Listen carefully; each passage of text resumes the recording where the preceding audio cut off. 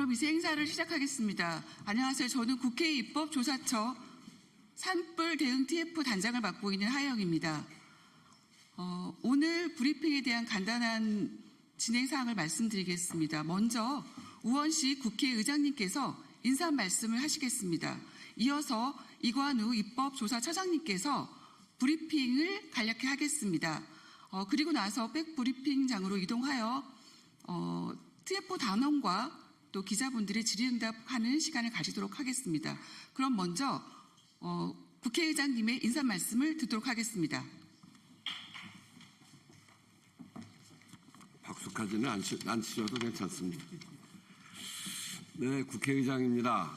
오늘 입법조사처가 산불 관련해서 발표를 하는데 앞에 국회의장이 서서 먼저 인사부터 드립니다. 아마 국회의장이 소통관에 와서 이렇게 먼저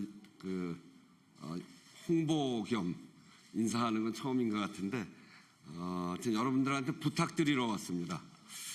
국회에 여러 입법 지원 기관들이 있죠. 열심히 연구도 하고 꾸준히 좋은 보고서를 내고 있는데 잘 알려지지 않은 게 국회의장으로서 참으로 아쉽더라고요. 좋은 보고서가 그냥 국회의원들한테 전달되고 거기에서 잘 활용되면 좋은데 그렇지 못한 경우들이 왕왕 있어서 제가 이 공적 자산인 국회의 정책 역량이 국회의원들의 입법 활동은 물론이고 또 정부 정책 수립 또 나아가 민간 연구소나 학계 관심 있는 국민들 사이에서 잘 활용되어졌으면 좋겠다 하는 생각을 갖고 있었는데 그런 충분한 자료로서의 의미가 있는 그런 자료들을 쭉 발간하고 있습니다. 국회가 국민들에게 서비스하는 의미도 있고 시너지를 내면서 나라 전체의 정책 역량이 커지는 것도 기대할 수 있는 그런 좋은 보고서들입니다. 그래서 저는 이 좋은 보고서를 국민들한테 전달될 수 있도록 내가 보고서만 내는 것으로 끝내지 말고 어쩌다 토론회도 하고 그러는데 그렇게만 하지 말고 직접 기자 여러분들에게 나아가서 그 내용을 잘 설명드리는 게 좋겠다. 그래서 홍보를 그동안 쭉 강조해 왔습니다. 그래서 각 기관에서도 알림 서비스라든지 브리핑 같은 활동을 시작하고 있는데 오늘은 제가 국회가 이런 활동을 한다는 것을 기자 여러분들한테 직접 보고드리고 홍보하는 그런 인사를 드리는 겁니다. 오늘 입법조사처장이 발표할 결과 보고서는 매년 발생하는 대형 산불과 관련된 대형 산불 방지를 위한 종합적인 대응 방안을 담고 있습니다. 3개월 동안 산불 피해 지역을 직접 현장 조사도 하고 또 제도 분석도 하면서 만들었는데 아마 이런 종합적인 보고서는 처음 발행되는 게 아닌가 싶습니다.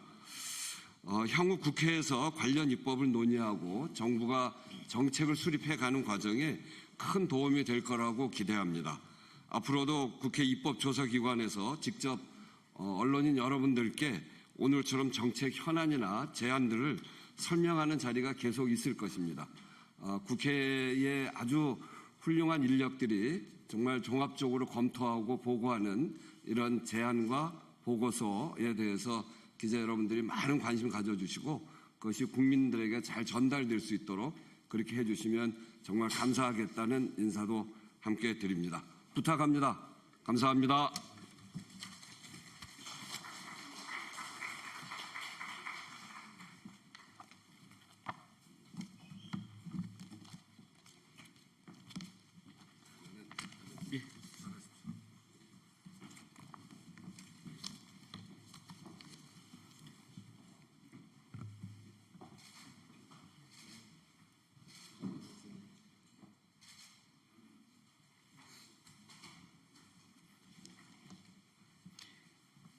네, 지금부터 국회 입법조사처의 산불 특별보고서 관련 기자 브리핑을 시작하겠습니다.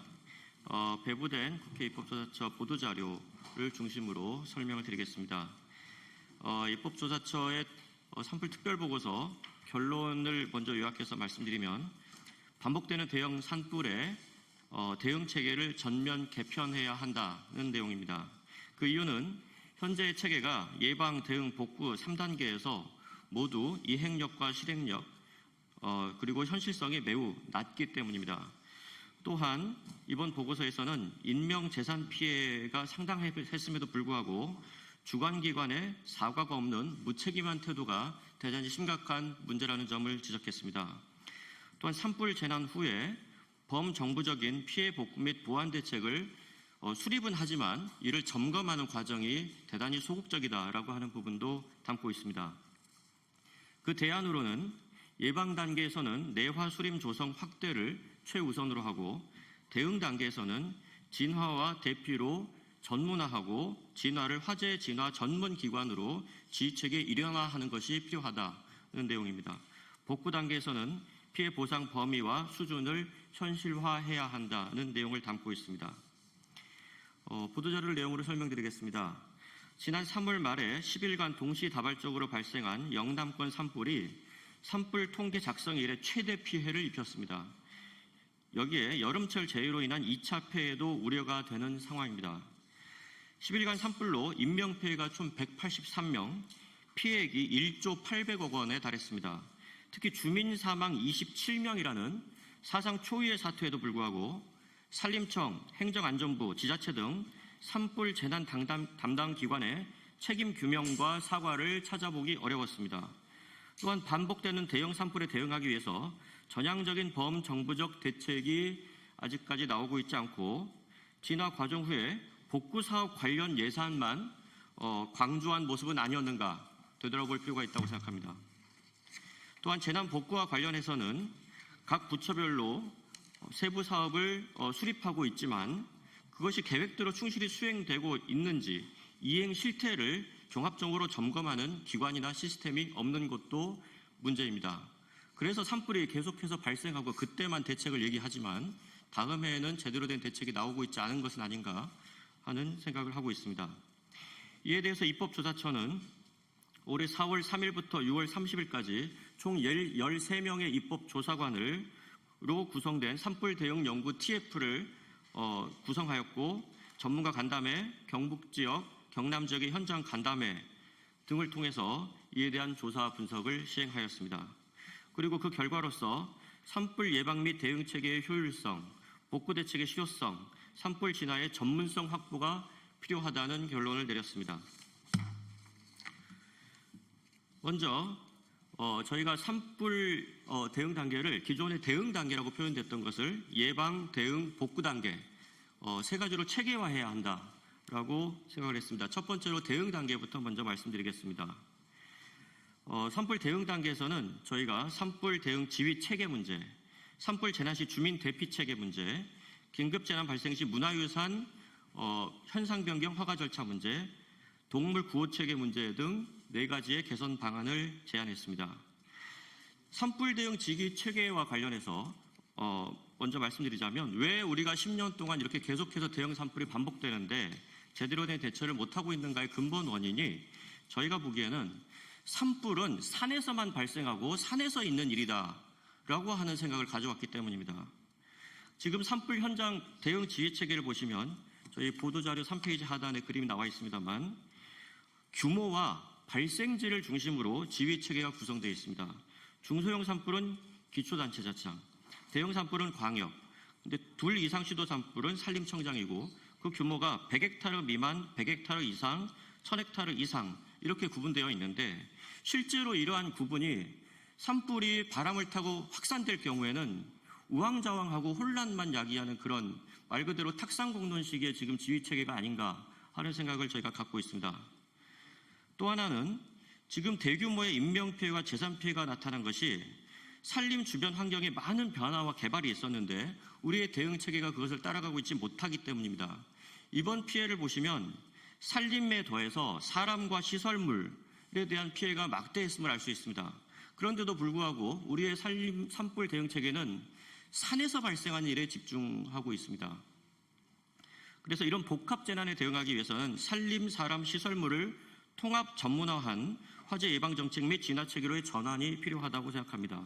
그래서 하단에 나와 있는 것처럼 저희는 예방, 대응, 복구 단계 3단계로 나누고 예방 단계에서는 산림청의 지휘를, 대응 단계에서는 진화는 소방청이, 대피는 지자체가, 복구 단계에서는 산림청과 행안부 등 지자체가 함께 나서서 각각의 전문성과 책임성을 강화할 필요가 있다고 판단했습니다. 두 번째로 산불 재난 시 주민 대피 체계입니다.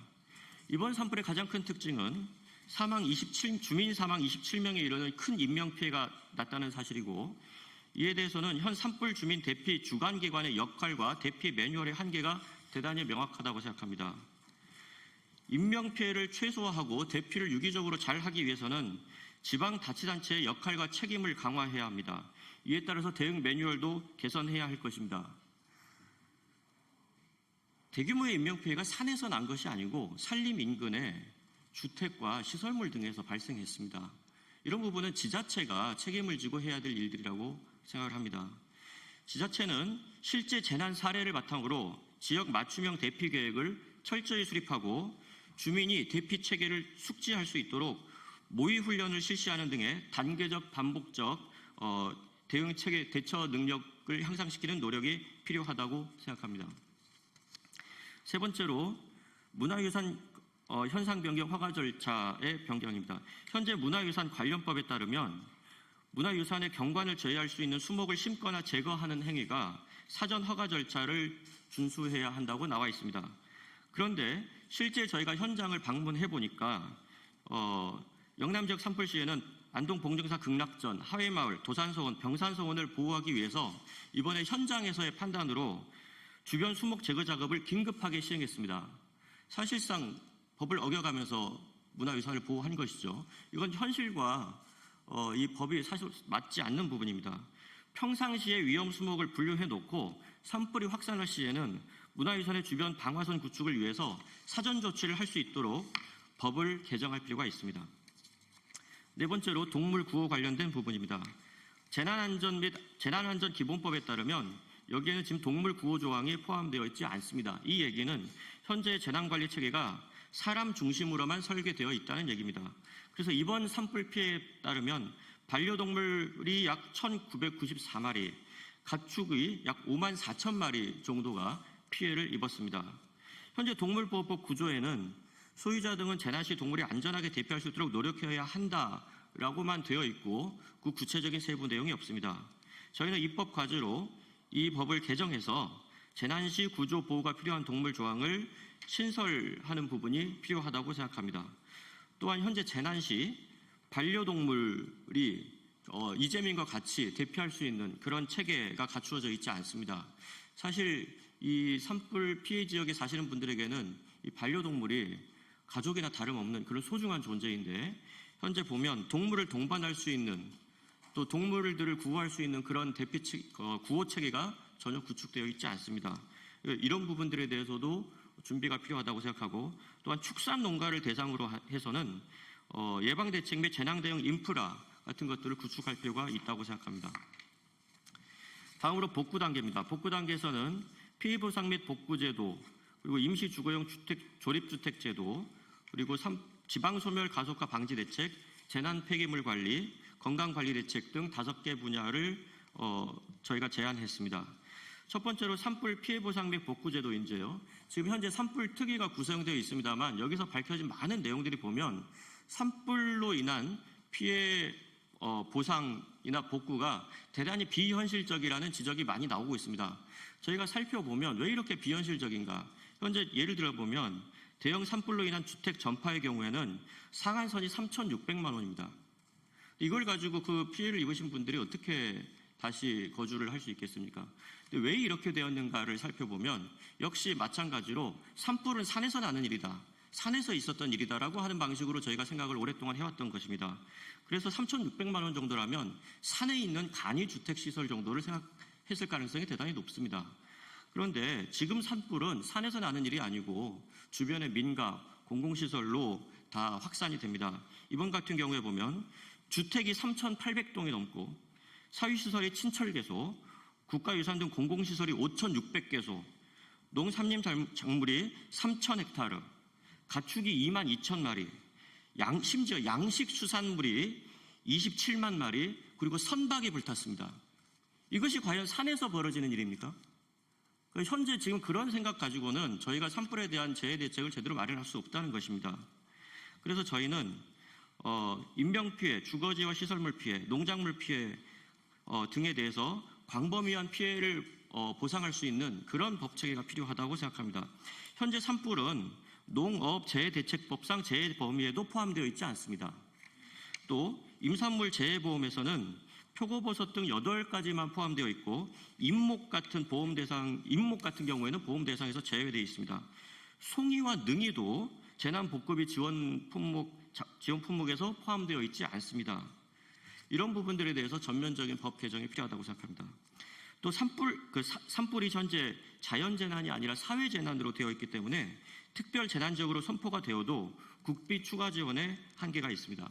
이런 부분들을 전면적으로 개정할 필요가 있고 특히 자연재난과 사회재난으로 지금 구분되어 있는 부분을 하나의 재난으로 통합하여 지원하는 입법 방안을 적극적으로 모색해야 한다고 생각합니다. 다음으로 산불 이재 및 임시주거용 조립주택 부분입니다. 현재 재해구호법 4조에 따르면 4조와 그 시행규칙에 따르면 임시주거용 조립주택을 제공할 수 있도록 되어 있는데 이 임시주택이 지금 사용 연한이 2년으로 되어 있습니다. 그리고 저희가 확인해 보니까 2년 이상 사용한 바가 없습니다. 2년 이내에 이 임시주택을 반납해야 됩니다. 이 임시주택에서 더 살고 싶어도 심지어 매수를 해서 살고 싶어도 이것을 재활용할 수가 없는 그런 규정이 있습니다. 그래서 이 지침을 저희가 개정해야 될 필요가 있고요. 임시주택을 장기간 활용할 수 있도록 하고 또 민간기관 등에서 기부하거나 구입해서 기부할 수 있는 그런 방안들도 필요하다고 생각을 합니다. 다음으로 지방소멸 가속화 방지 대책입니다. 현재 2019년 고성 산불, 그 강릉 동해 산불, 2022년 영덕 산불의 그 이후 경과를 살펴보니까 산불 피해 지역에서 대단히 심각한 인구 감소, 지방 소멸이 나타났습니다. 이 부분, 그러니까 한 번 산불이 나면 그 지방은 인구 소멸, 지방 소멸을 피할 수 없게 되는 것이죠. 이 부분에 대해서 이주민들이 돌아올 수 있도록 주거 기반과 소득 기반을 조정할 필요가 있고 커뮤니티를 어떻게 다시 복구할 것인가 하는 부분에 대한 정책 과제가 필요하다고 생각합니다.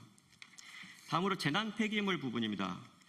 이번 산불로 발생한 재난 폐기물이 무려 154만 톤입니다. 현재 이 부분에 대해서 이 산불 폐기물들이 산불로 전소 반소된 주택도 있고 창고도 있고 축사 같은 부분도 있습니다.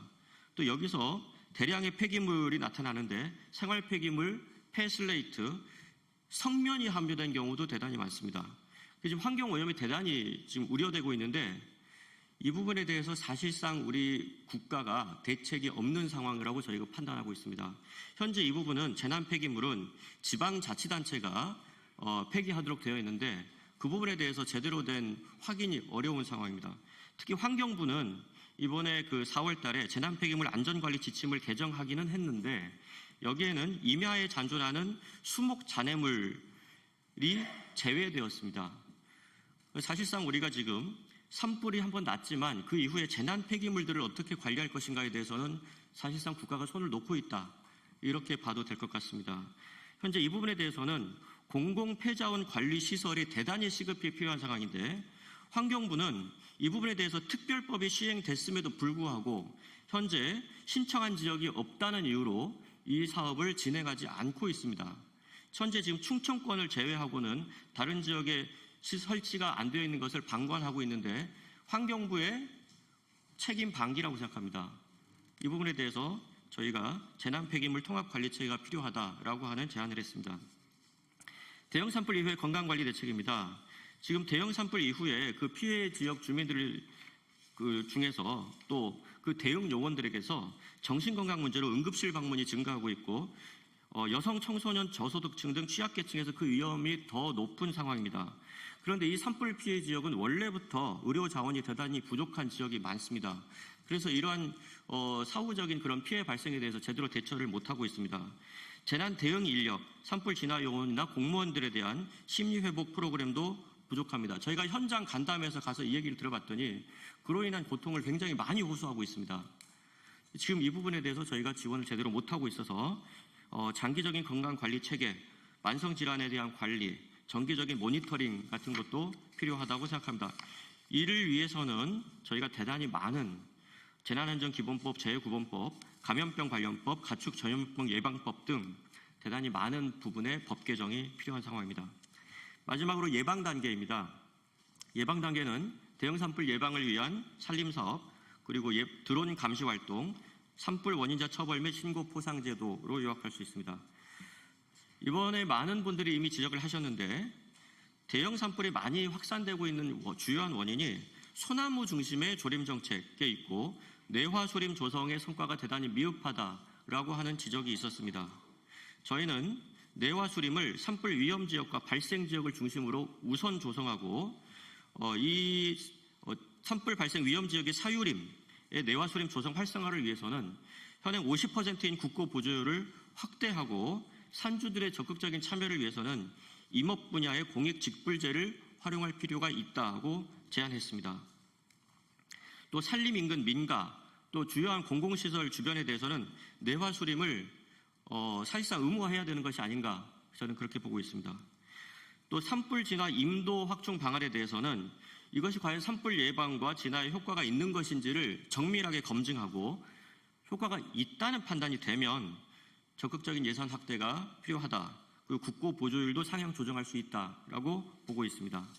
또한 국립공원 내의 산불 진화 임도 개설을 위한 법규 개정도 필요하다고 판단했습니다. 두 번째로 드론 감시 활동입니다. 이번에 그 산불 관련해서 많은 분들이 산불을 제대로 예방하고 감시할 수 있도록 드론들을 잘 활용하면 되지 않겠느냐 이런 제안을 많이 해주셨습니다. 그런데 저희가 살펴보니까 현행 항공안전법과 관련해서는 이 특례 대상에 이 항공안전법에 여러 가지 규제가 있는데 그 특례 대상에 현재는 군용 경찰용 또는 세관용 무인장치에만 해당이 되어 있습니다. 그래서 산불 감시용 드론이 이 특례 적용을 받지 못하고 있는 상황입니다.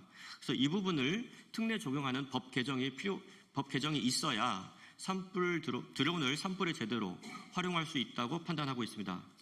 마지막으로 산불 원인자 처벌 및 신고 포상 제도에 대한 변화입니다. 지금 현행 법령에 따르면 산불 신고 포상에 따른 지급 한도가 겨우 300만 원입니다. 다른 신고 포상 제도에 비해서 너무나 약합니다. 참고로 공익침해 행위 및 부패 행위 신고 시에는 최대 5억 원, 탈세 신고 시에는 최대 40억 원까지 포상이 되어 있는데 지금 이 300만 원에 제한되어 있는 포상 제도는 대단히 미흡하다라고 생각합니다. 그래서 이 부분을 적극적으로 확대하되 다만 신고자에 대한 산불 원인자에 대한 처벌을 강화하자라고 하는 부분은 저희가 산불의 원인을 또 그 확산의 그 이유를 어디다 둘 것인가 하는 부분인데 그것을 개인에게 전적으로 책임을 지우는 것보다는 현재 지금 다수의 재난이 사회적 문제 또 기술적 문제라고 하는 판단에 따라서 이 부분에 대한 그 처벌 기준 강화는 조금 더 신중하게 검토해 봐야 한다 이런 결론을 냈습니다. 이러한 내용으로 저희가 산불 특별 보고서를 발간했고 이와 관련해서 저희가 앞으로도 여기서 그치지 않고 지금 산불 특위가 계속해서 지금 활동을 하고 있고요. 그리고 저희가 지금 판단하기로는 10년 동안 저희가 2015년부터 대형 산불이 발생하기 시작했습니다. 여러 가지 원인이 있겠죠. 거기에 대해서는.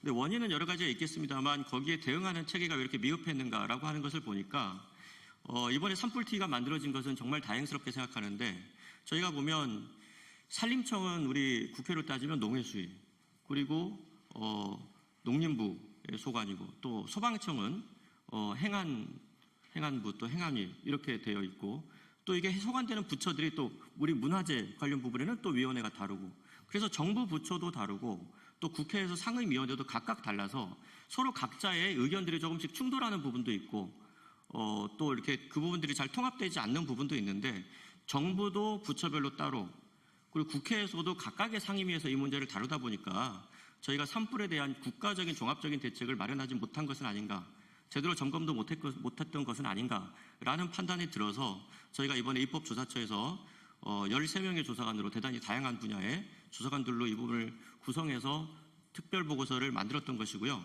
이번에 산불 특위가 만들어졌습니다만 이번에 특위에 그칠 것이 아니고 우리가 그 지속적으로 또 구조적으로 산불과 같은 재난에 대해서 범정부적인 어떤 대안을 어떻게 마련하고 대책을 수립할 것인가에 대해서 좀 근본적인 고민이 좀 필요하다고 생각하고요. 지금 여러 가지 인구 소멸이라든지 기후 위기 대응도 다 마찬가지라고 생각합니다. 지금은 한 개 부처나 한 개 위원회에서 해결할 수 있는 방안이 이렇게 많지 않습니다. 또 그런 각각의 또 이 부처들 간의 이해관계도 대단히 첨예하기 때문에 그런 부분을 조정해내기도 쉽지 않습니다. 그래서 지금 이번에 산불 재난도 과거에 우리가 생각하기에는 산불은 그냥 산에서 나는 불이다라고 생각하고 이렇게 대응했던 부분이 지금 이렇게 10년 동안 계속해서 시간이 지나면서 이를 더 키워왔던 것은 아닌가. 결국은 이렇게 많은 인명피해와 재산피해를 내고서야 우리가 이런 깨달음을 얻은 것은 아닌가 하는 좀 반성을 해볼 필요가 있다고 생각하고 앞으로 이런 노력들이 계속 이어져야 하고 저희도 그런 노력을 하겠다는 말씀을 드립니다. 이상으로 브리핑을 마치겠습니다. 감사합니다.